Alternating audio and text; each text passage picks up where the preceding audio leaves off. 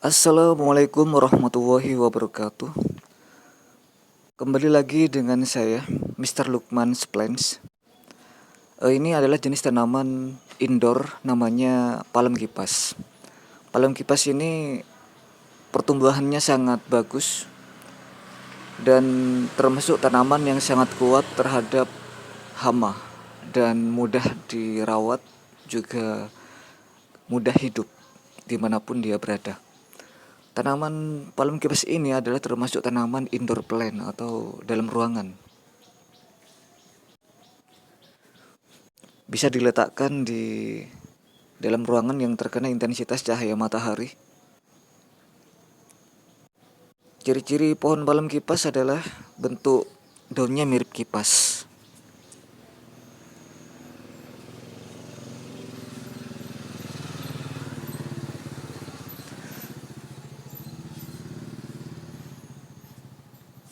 Dan pertumbuhan dari pohon palem kipas ini sangat cepat. Satu hari bisa tumbuh sekitar setengah sentimeter.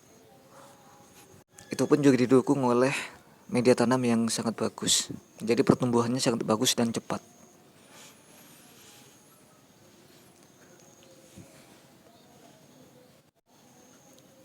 Untuk indoor plant, media tanamnya potnya itu lebih bagus menggunakan pot.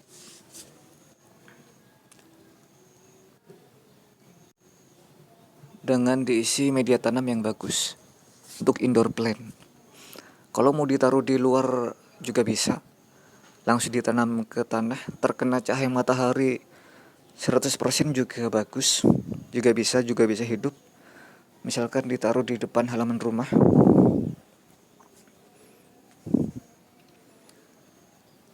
Ini sama cahaya matahari juga kuat.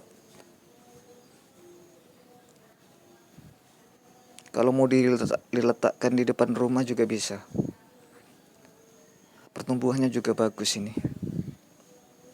Juga bisa besar maksimal. Tapi kalau mau ditaruh di indoor plant atau di jenis tanaman ini seperti ini juga bisa. Pohon tanaman hias palem kipas. Untuk sekarang saya akan membahas media tanamnya. Media tanamnya juga bagus.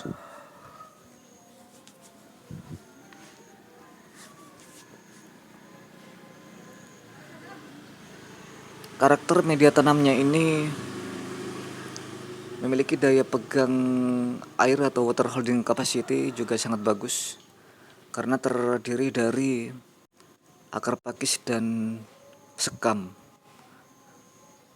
yang sudah ada unsur haranya yang cukup. Jadi ini masih baru anunya.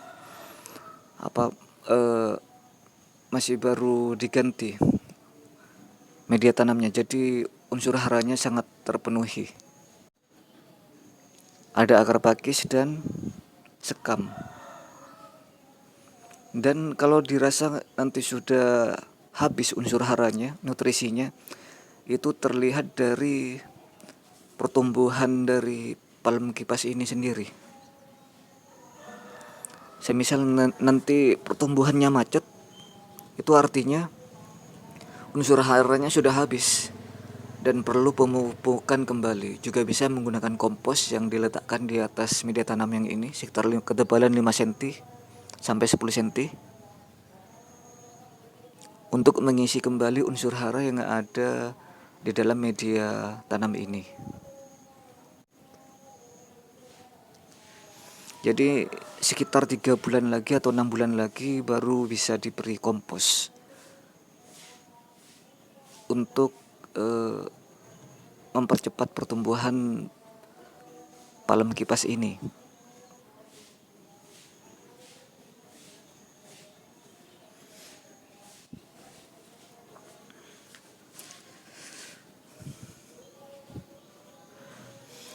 Ini masih kurang terawat sebenarnya ya. Kalau terawat tidak mungkin ada seperti semacam ada bekas itu.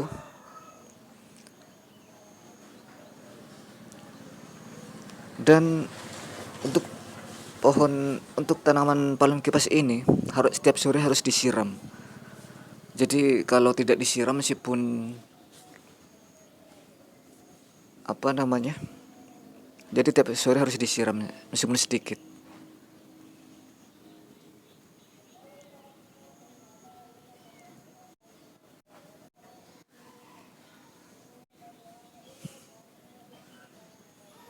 Lalu masa jenis anunya juga kecil, masa jenis media tanamnya ringan, tidak berat. Porositasnya juga bagus untuk pertumbuhan akarnya karena sekam dan akar pakis memiliki rongga-rongga yang sangat luas.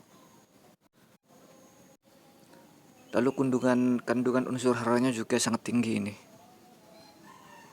Daya sangga pH-nya juga bagus. Terlihat dari tanamannya tidak roboh per helai batangnya tidak roboh. Jadi pH-nya tanda-tandanya sangat bagus dan cocok untuk palem kipas ini.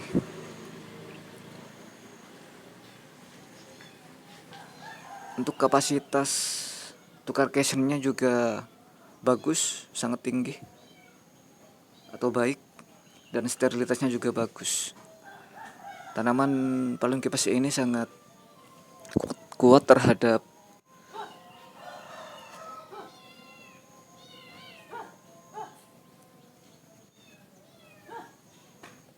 tanaman palem kipas ini sangat kuat terhadap hama dan tidak mudah terkena penyakit.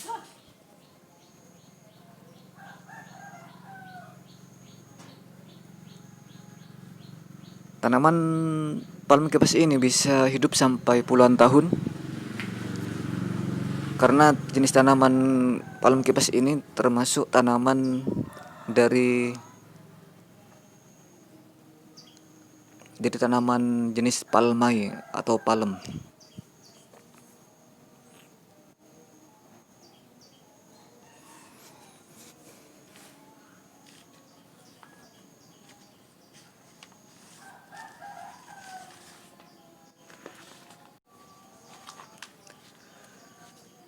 Lalu selanjutnya saya akan menjelaskan beberapa faktor yang berhubungan dengan unsur hara. Yang pertama adalah unsur hara makro.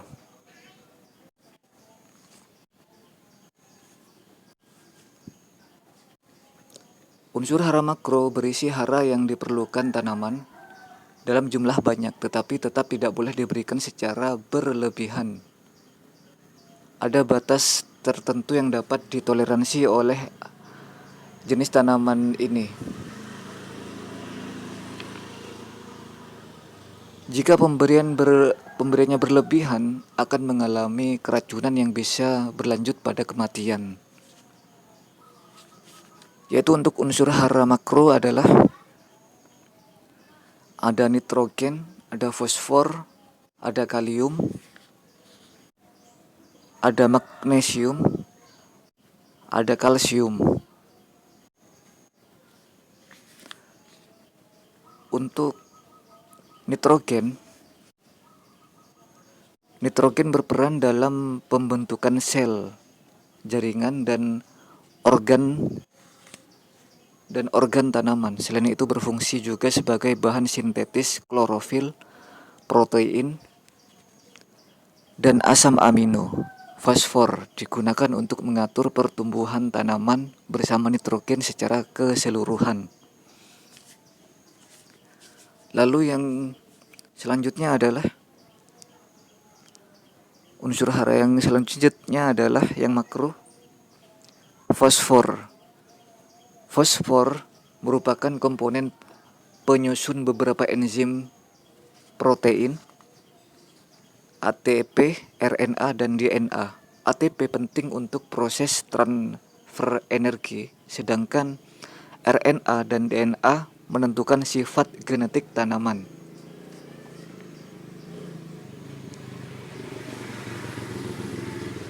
Unsur fosfor juga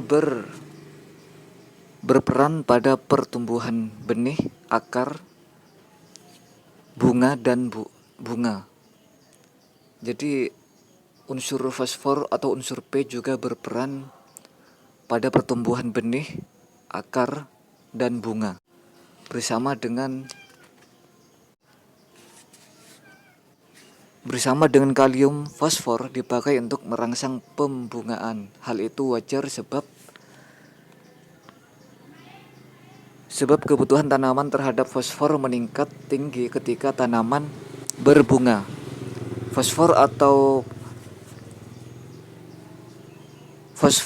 P merupakan unsur hara yang memiliki peran dalam pertumbuhan benih.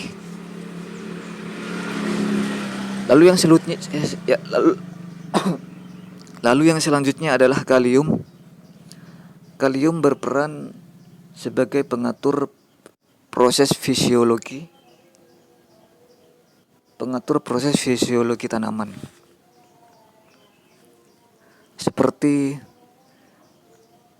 fotosintesis, akumulasi, translokasi, dan transportasi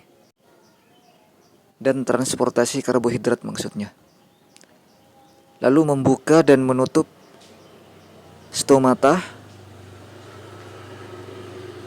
atau mengatur distribusi air dalam jaringan dan sel. Kekurangan kalium menyebabkan daun seperti terbakar dan akhirnya gugur. Unsur K atau kalium berhubungan erat dengan Ca atau kalsium dan Mg atau magnesium. Ada sifat antagonisme antara kalium dan kalsium, juga antara kalium dan magnesium. Sifat antagonisme ini menyebabkan kekalahan salah satu unsur untuk diserap tanaman. Jika komposisinya tidak seimbang,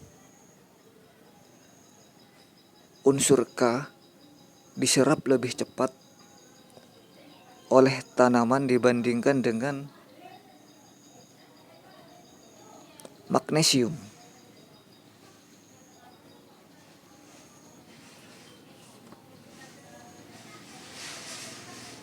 Maksudnya unsur kalium lebih cepat diserap daripada unsur kalsium dan magnesium.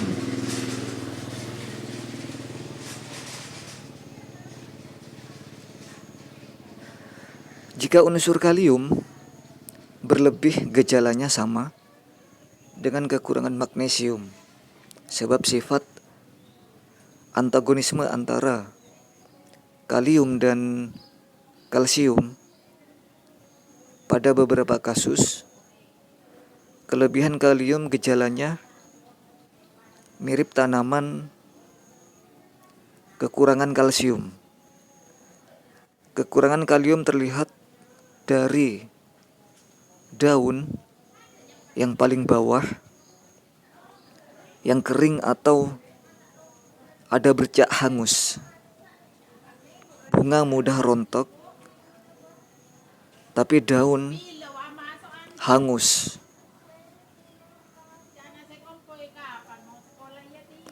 Daun mengulang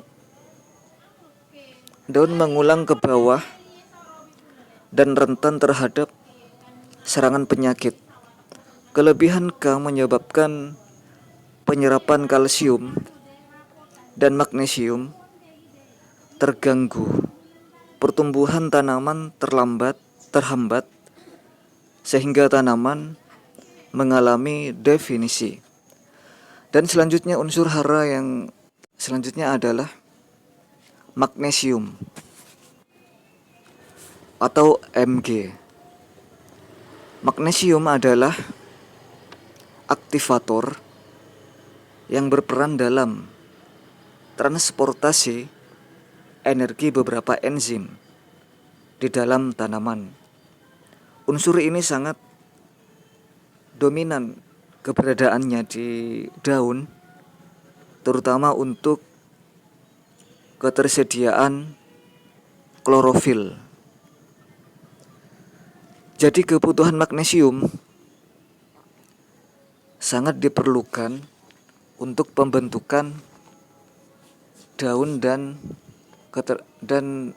klorofil.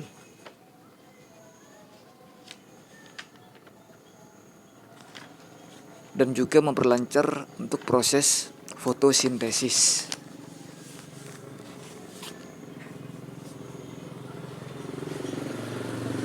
Unsur ini juga merupakan komponen inti pembentukan klorofil seperti yang saya jelaskan, dan enzim di berbagai proses fotosintesisnya.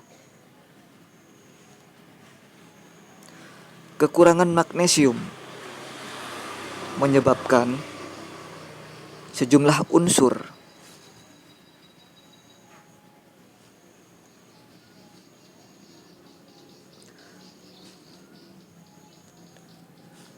tidak terangkut. Jadi kekurangan magnesium menyebabkan sejumlah unsur tidak terangkut karena energi yang tersedia sedikit. Yang terbawa hanyalah unsur berbobot ringan seperti nitrogen. Akibatnya terbentuk sel-sel berukuran besar tetapi encer, jaringan dengan gejala kekurangan cahaya tetapi encer, jaringan jadi lemah dan jarak antar ruas panjang. Ciri-cirinya sama dengan gejala kekurangan cahaya pada tanaman, yakni muncul bercak-bercak kuning di permukaan daun tua. Hal ini terjadi karena magnesium diangkut ke daun muda. Akibatnya daun tua menjadi lemah dan mudah terkena penyakit. Kelebihan magnesium tidak menimbulkan gejala ekstrim. Jadi meskipun magnesiumnya berlebihan, gejalanya tidak ekstrim, jadi masih aman-aman saja. Lalu kalsium. Unsur ini paling berperan dalam pertumbuhan sel. Kalsium merupakan unsur hara yang perannya sangat penting pada titik tumbuh akar. Kekurangan kalsium akan mengakibatkan titik tumbuh lemah, terjadi perubahan bentuk daun mengeriting kecil dan akhirnya bisa rontok.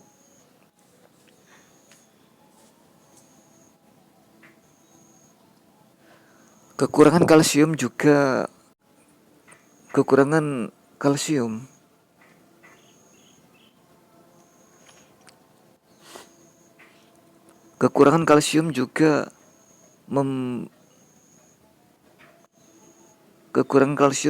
membuat tanaman tinggi tapi tidak kekar karena berefek langsung pada titik tumbuh.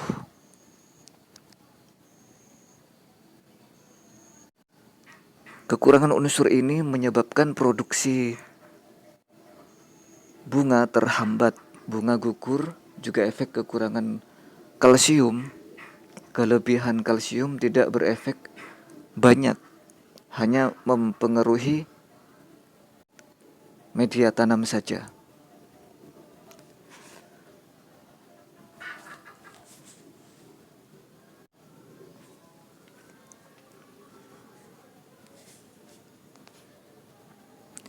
Oke, untuk para sahabat Mr. Lukman's Plants, sekian dulu untuk penjelasan dari saya yang berkenaan dengan tanaman palem kipas ini.